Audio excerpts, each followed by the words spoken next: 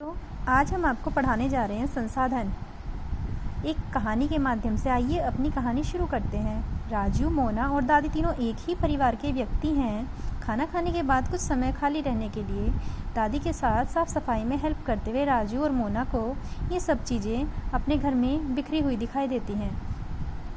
Mobile, pen, किताबें, गेंद, शहद और दूध की शीशियाँ और अन्य सभी चीज़ें। तो राजू अपनी दादी से पूछता, दादी ये सब क्या चीज़ें हैं जो मुझे अपने घर में पड़ी हुई मिली है?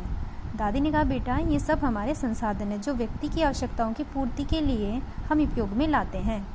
संसाधन क्या हैं? दादी ने बताया, प्रत्येक वस्तु जिसका उपयोग आवश्यकताओं को पूरा करने के लिए किया जाता है। जैसे जल निकालने के लिए हम हैंडपंप में विद्युत का प्रयोग करते हैं, स्कूल जाने के लिए हम रिक्शे का प्रयोग करते हैं, अध्ययन के लिए हम पाठ्य पुस्तक सामग्री का प्रयोग करते हैं। तो ये सब विद्युत, जल पंप, हैंडपंप, रिक्शा और पाठ्य पुस्तक हमारे संसाधन कहलाए।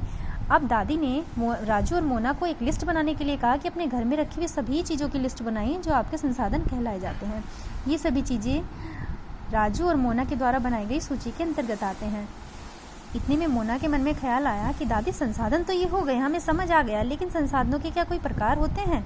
दादी ने कहा, हाँ बिल्कुल, इनके 3 प्रकार होते हैं, प्राकृतिक, वास्तविक और संभाव्य संसाधन। प्राकृतिक संसाधन जो प्रकृति की तरफ से हमें डायरेक्ट मिलते हैं, जैसे जल, मृदा और खनिज और वायु, इनको ढूंढने की जरूरत नहीं होती है।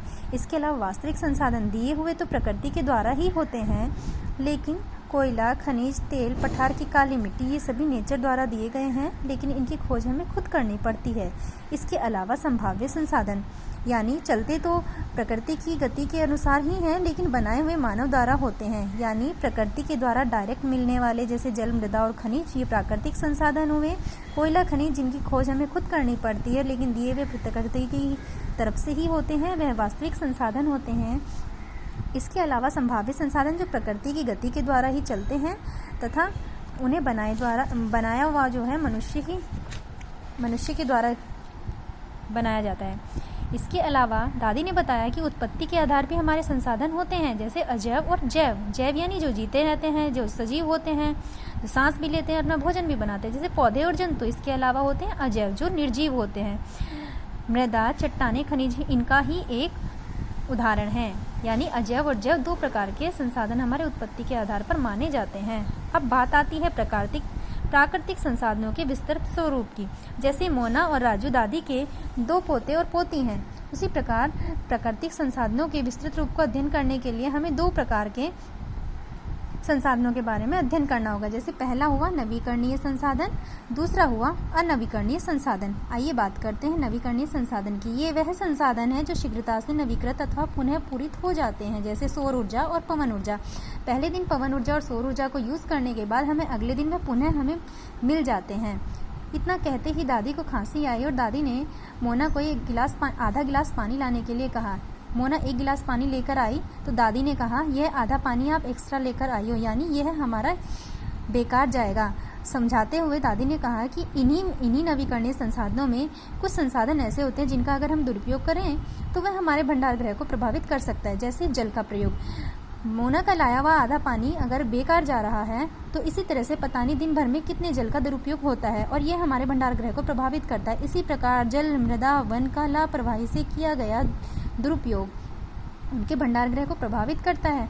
यह जल की कमी जल के स्रोतों को सूखा रखने में एक बहुत बड़ी समस्या बन चुकी है।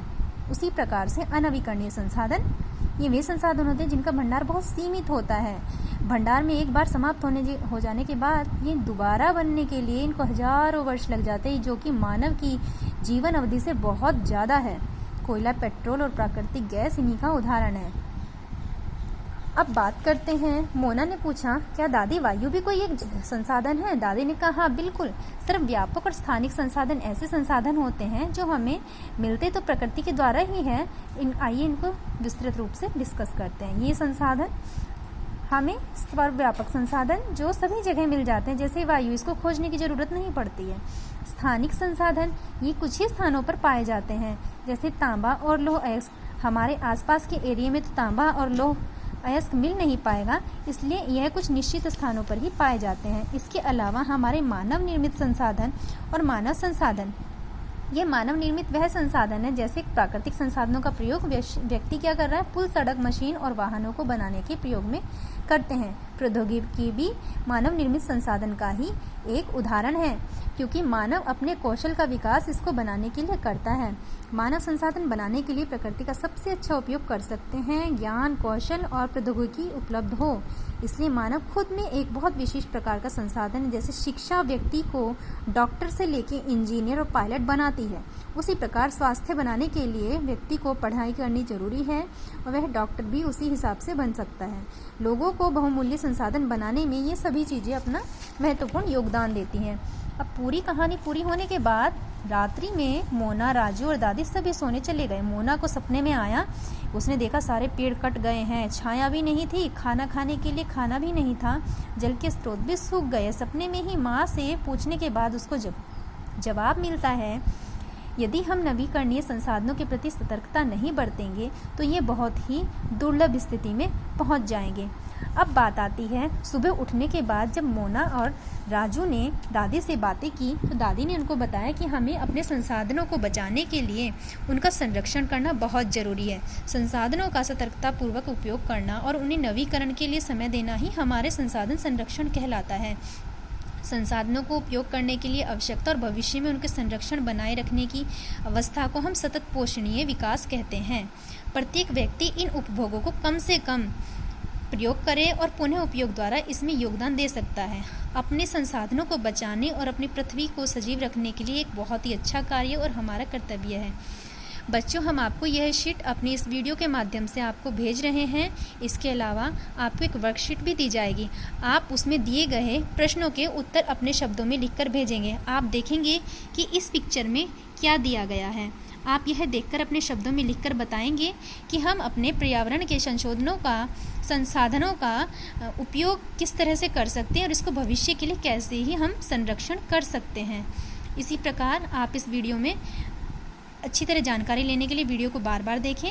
उसके अलावा हम आपको शीट दे रहे हैं, तो वर्कशीट के आधार पर आपको अपने प्रश्नोत्तर देने पड़ेंगे। Thank you.